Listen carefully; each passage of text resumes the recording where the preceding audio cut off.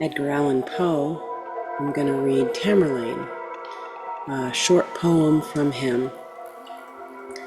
So please give me a like, sub if you're not subbed. A lot of people keep returning but are not subscribed, and it really helps my channel out, so please sub. So let's get started. Tamerlane. Kind solace in a dying hour. Such father is not now my theme. I will not madly deem that power of earth may shrive me of the sin unearthly pride hath reveled in. I have no time to dote or dream. You call it hope, that fire of fire, but it is but agony of desire. If I can hope, O God, I can. Its fount is holier, more divine. I would not call thee fool, old man, but such is not a gift of thine. Know thou secret of a spirit, bowed from its wild pride into shame. O yearning heart, I did inherit thy withering portion with the fame, the searing glory which hath shone amid the jewels of my throne, halo of hell, and with a pain not hell shall make me fear again. O craving heart for the lost flowers and sunshine of my summer hours, the dying voice of that dead time with its interminable chime rings in the spirit of a spell upon thy emptiness, a knell. I have not always been as now, a fevered diadem on my brow. I claimed and won unsurprisingly, hath not the same fierce heirdom give, Rome to the Caesar, this to me. The heritage of a kingly mind, and a proud spirit which hath striven triumphantly with humankind. On mountain soil I first drew life, and the mists of the Tanglay have shed nightly their dews upon my head. And I believe the winged strife and tumult of the headlong air have nestled in my very hair. So late from heaven that dew it fell, mid dreams of an unholy night, upon me with the touch of hell, while the red flashing of the light from clouds that hung like banner o'er appeared to my half-closing eye the pageantry of monarchy and the deep trumpet's thunder's roar came hurriedly upon me, telling of human battle, where my voice, my own voice, silly child, was swelling.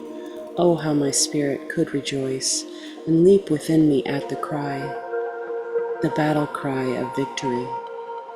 The rain came down upon my head unsheltered, and the heavy wind rendered me mad and deaf and blind. It was but man, I thought, who shed laurels upon me in the rush. The torrent of the chilly air gurgled within my ear the crush of empires and the captive's prayer, the hum of suitors and the tone of flattery round a sovereign's throne. My passions from the hapless hour usurped a tyranny which men have deemed. Since I have reached to power, my innate nature be it so. But Father, there lived one who then, in my boyhood, when their fire burned with a still intenser glow, for passion must with youth expire, e'en when, who knew this iron heart in woman's weakness had a part. I have no words, alas, to tell the loveliness of loving well, nor would I now attempt to trace the more than beauty of a face whose lineaments upon my mind are shadows, the unstable wind. Thus I remember having dwelt some page of early lore upon with loitering eye till I have felt The letters with their meaning melt to fantasies with none. Oh, she was worthy of all love. Love as in infancy was mine. 'Twas such an angel minds above might envy her young heart the shine, on which my ever hope and thought were incense, then a goodly gift. For they were childish and upright, pure as her young example taught. Why did I leave it and adrift, trust to the fire within for light? We grew in age and love together, roaming the forest and the wild, her breast my shield in wintry weather. And when the friendly sunshine smiled, and she would mark the opening skies, I saw no heaven but in her eyes. Young love's first lesson is the heart. For mid that sunshine and those smiles, when from our little cares apart, and laughing at her girlish wiles, I'd throw me on her throbbing breast, and pour my spirit out in tears. There was no need to speak the rest, no need to quiet any fears of her who asked no reason why, but turned on me her quiet eye.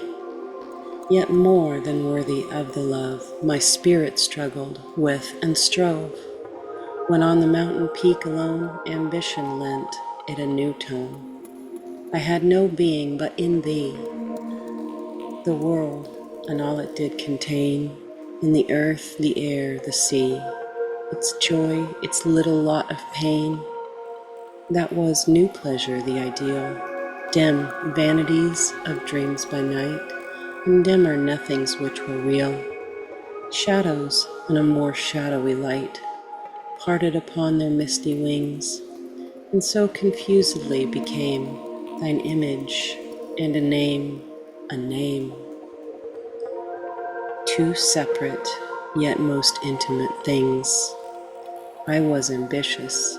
Have you known the passion, Father? Have you not? A cottager, I marked a throne of half the world as all my own, and murmured at such lowly lot, but just like any other dream upon the vapor of the dew, my own had passed, did not the beam of beauty which did while it threw. The minute, the hour, the day oppress my mind with double loveliness. We walked together on the crown of a high mountain which looked down afar from its proud natural towers of rock and forest on the hills, the dwindled hills begirt with bowers, and shouting with 1,000 rills. I spoke of her, of power and pride, but mystically in such guise that she might deem it not beside the moment's converse in her eyes. I read, perhaps too carelessly, a mingled feeling with my own. The flush of her bright cheek to me seemed to become a queenly throne, too well that I should let it be light in the wilderness alone. I wrapped myself in grandeur then, and donned a visionary crown, yet it was not that fantasy that thrown her mantle over me,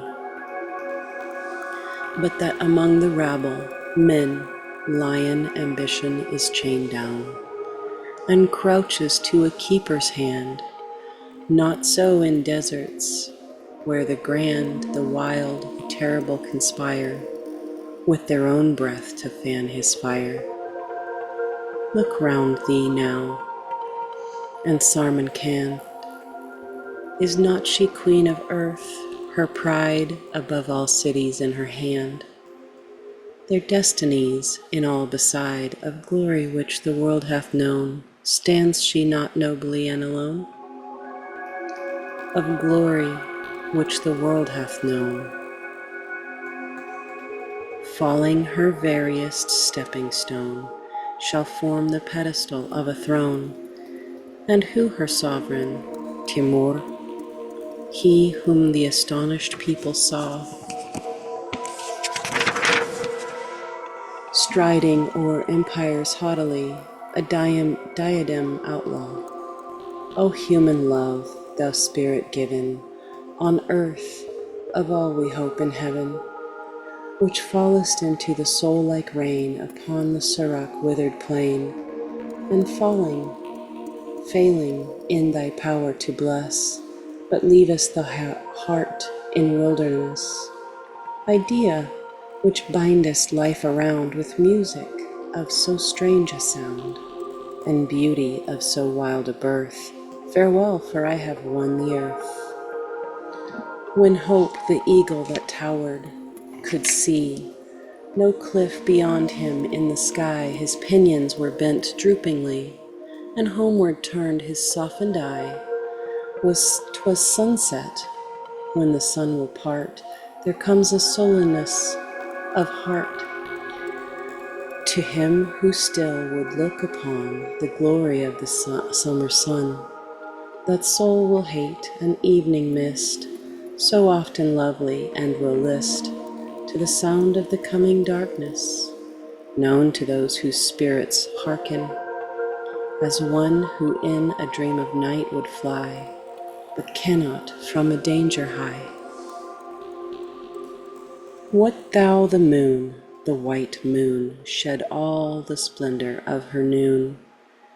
Her smile is chilly, and her beam in that time of dreariness will seem so like you gather in your breath a portrait taken after death. A boyhood is a summer sun, whose waning is the dreariest one. For all we live to know is known, and all we seek to keep hath flown. Let life then, as the day flower, fall with the noonday beauty which is all. I reached my home no more, for all had flown who made it so. I passed from out its mossy door, and though my tread was soft and low, a voice came from the threshold stone of one whom I had earlier known. Oh, I defy thee, hell, to show on beds of fire that burn below a humble heart, a deeper woe. Father, I firmly do believe, I know, for death, who comes for me from regions of the blessed afar, where there is nothing to deceive, hath left his iron gate ajar, and rays of truth you cannot see are flashing through eternity. I do believe that Eblis hath a snare in every human path, else how, when in the holy grove, I wandered of the idol love, who daily scents his snowy wings with incense of burnt offerings, from the most unpolluted things, whose pleasant bowers are yet so riven above the threllict rays from heaven. No mote may shun, no tiniest fly, the lightning of his eagle eye. How was it that ambition crept, unseen amid the revels there, till growing bold he laughed and leapt in the tangles of love's very hair?